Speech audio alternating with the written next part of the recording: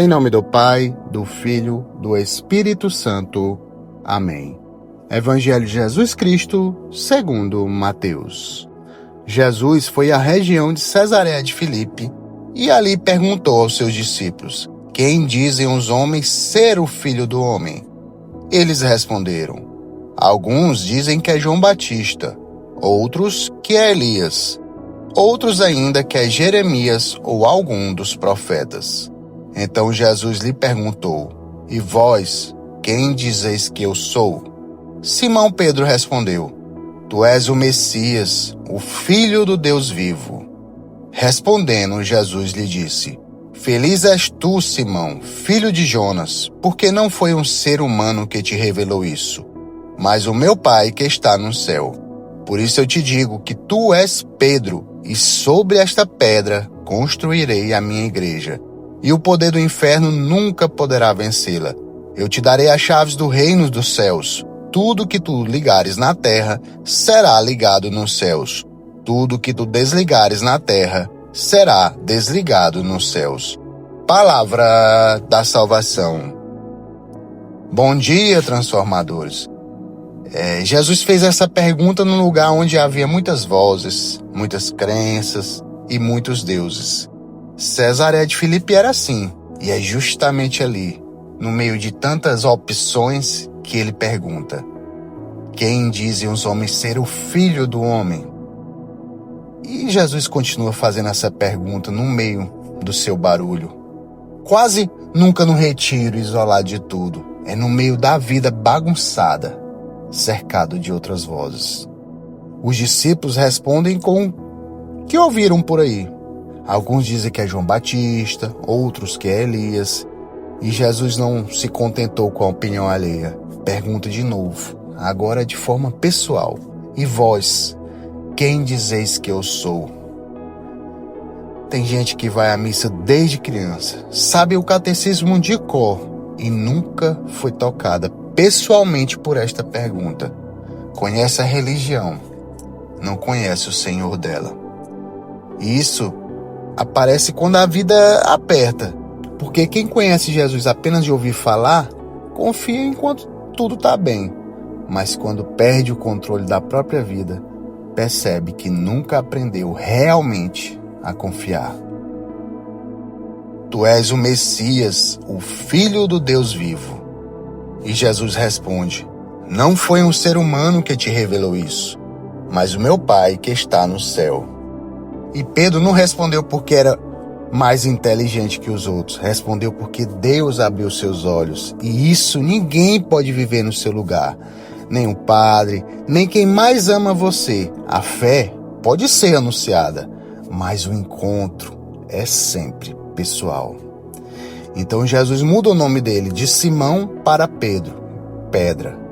Jesus muda o nome de Simão porque um encontro verdadeiro com Deus nunca deixa a pessoa igual. O problema é que muitas vezes nós queremos que Deus alivie nossa dor sem transformar nosso coração. Queremos uma bênção, mas não uma mudança. Sob esta pedra construirei a minha igreja, e o poder do inferno nunca poderá vencê-la. E aqui acontece algo que nos consola. O mesmo Pedro que acabou de fazer a mais bela profissão de fé do Evangelho, poucos versículos depois tenta impedir Jesus de subir para Jerusalém. Acerta em cheio e logo depois tropeça feio. Minha gente, a solidez da igreja nunca teve na perfeição de Pedro. Ela está na promessa de Cristo sobre ele. Mesmo sabendo que ele ia negar, ia fraquejar, ia precisar ser perdoado de novo e de novo. E é por isso que depois da ressurreição Jesus pergunta a ele 3 vezes: tu me amas? E Pedro, lembrando da própria queda, não ousa mais se comparar com ninguém. Responde só: Senhor, tu sabes tudo, tu sabes que eu te amo. Quanta gente vive medindo a própria fé pela fé do vizinho, do cônjuge, do filho que se afastou. Pelo menos eu rezo mais que ele, pelo menos eu vou à missa diferente daquele outro, em vez de simplesmente responder a Deus sobre o próprio coração. Pedro já não precisava parecer melhor que ninguém, só precisava ser verdadeiro diante de Jesus. Pedro caiu muitas vezes. Paulo começou a perseguir na igreja. Histórias completamente diferentes, mas Deus fez a mesma obra nos dois. Não escolheu homens prontos, ele transformou homens disponíveis. Por isso Paulo pode dizer: de muita boa vontade darei o que é meu, e me darei a mim mesmo pelas vossas almas. Quem antes perseguia, agora entrega a própria vida. Minha gente, quem encontra Cristo continua carregando muitas fraquezas, mas já não continua sendo a mesma pessoa. São João Crisóstomo dizia: o coração de Paulo era o coração de Jesus Cristo. E provavelmente você já tenha se perguntado por que a igreja celebra Pedro e Paulo no mesmo dia, com a maior categoria de festa que existe na igreja, a solenidade. Os dois nem se pareciam. Pedro era pescador, sem uma instrução formal. Paulo era estudado, fariseu, conhecia a lei de cor. Pedro andou com Jesus em vida. Paulo só o encontrou depois, numa estrada, já ressuscitado. Mas os dois morreram mártires em Roma. E a tradição sempre os celebrou juntos, porque apesar de tudo diferente entre eles, construíram a mesma igreja com o mesmo sangue. Pedro recebeu as chaves. É sobre essa promessa, não sobre a perfeição dele, que se apoia até hoje a sucessão dos papas, a sucessão apostólica. Por isso que a igreja reza por quem ocupa esse lugar agora, porque a missão continua sendo grande demais para qualquer homem sozinho, exatamente como era grande demais para Pedro e para Paulo. Você já teve sua Cesareia de Filipe? Aquele momento em que, no meio do barulho da vida, alguém, ou Deus mesmo, perguntou diretamente: e você, quem diz que eu sou? Mas existe uma maneira simples de descobrir quem realmente ocupa o centro do teu coração.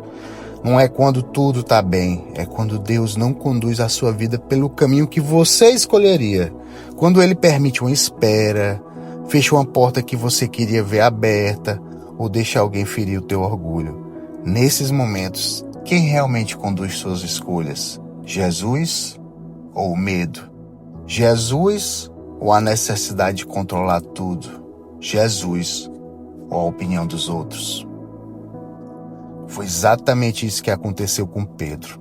Bastaram poucos versículos, um homem que tinha acabado de dizer: tu és o Messias, agora tenta convencer Jesus a abandonar o caminho da cruz. Pedro continuava amando Jesus. O problema é que ainda queria que Jesus fosse do jeito que ele esperava. E esse é muitas vezes o nosso problema. Não é que deixamos de amar Jesus, é que temos dificuldade de confiar quando Ele nos conduz por um caminho diferente do nosso. Há dias em que rezamos com sinceridade, sentimos a presença de Deus, aí saímos decididos a viver diferente. E pouco tempo depois, caímos no mesmo pecado, na mesma impaciência, no mesmo orgulho. E a primeira reação é pensar: então minha fé não existe, era mentira. Pedro prova justamente o contrário. A queda não apagou a revelação, apenas mostrou que Deus ainda não tinha terminado sua obra nele. Muitas vezes, gente, a nossa maior luta não é descobrir quem Jesus é aceitar o caminho por onde Ele decidiu nos conduzir.